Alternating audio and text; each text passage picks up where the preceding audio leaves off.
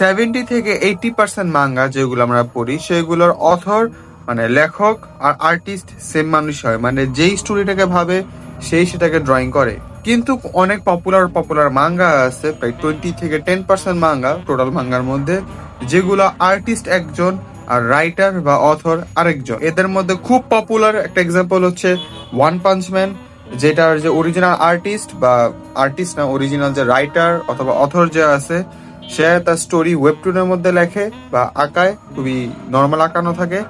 আর সেইগুলাকে আমাদের একটা আর্টিস্ট আছে ওয়ান পাঞ্চ ম্যানের, সে আর্টিস্ট সেগুলাকে আবার রিড্র করে মাঙ্গার মধ্যে ড্র করে, যার কারণে ওয়ান পাঞ্চ ম্যানের মাঙ্গার আর্ট স্টাইল এতটা সুন্দর।